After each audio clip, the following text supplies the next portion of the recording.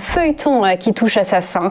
Après 6 mois de bataille, Veolia à Suez, les deux entreprises annoncent être parvenues à un accord de principe conclu dimanche soir entre les deux conseils d'administration grâce à une médiation de Gérard Mestrallet. Cet accord conclut un prix de rachat à 20,50 € contre 18 € initialement proposé par Veolia, ce qui rajoute 1,6 milliard d'euros à l'acquisition des 30% du capital de Suez et un total donc de 25,6 milliards d'euros. Cette annonce a fait réagir les cours des deux entreprises hier.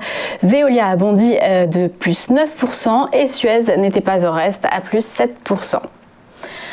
Total s'offre le projet de l'année en Ouganda. C'est un projet pétrolier, un chantier à 10 milliards d'euros. La moitié sera financée par le géant français, ce qui devrait permettre d'extraire 230 000 barils de pétrole par jour et de les acheminer jusqu'à l'océan Indien grâce à un oléoduc chauffé qui sera le plus long du monde. Selon des analystes de Goldman Sachs, ce projet sera rentable pour Total pour un baril au-dessus des 48 $. Un chantier remarquable par son ampleur dans un contexte de crise mais aussi de changement environnemental.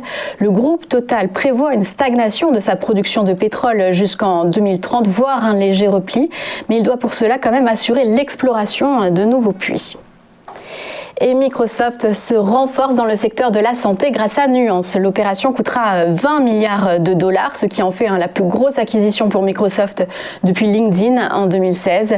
Nuance est spécialisée dans la reconnaissance vocale et va renforcer les activités de Microsoft dans le cloud et l'intelligence artificielle. Et l'un de ses principaux marchés sont les établissements de santé, les hôpitaux et notamment les médecins. Un enjeu de taille pour Microsoft qui fait du développement du cloud industriel une de ses priorités, notamment dans le stockage et le traitement des données de santé.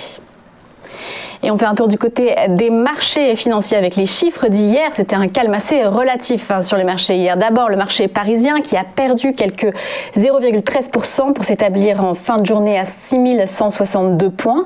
La prudence était de mise avant les rendez-vous des résultats trimestriels qui commenceront demain. Wall Street finissait également en ordre dispersé. Seul le S&P s'inscrivait à la hausse. Vous retrouvez tous ces chiffres sur notre site tvfmedia.fr.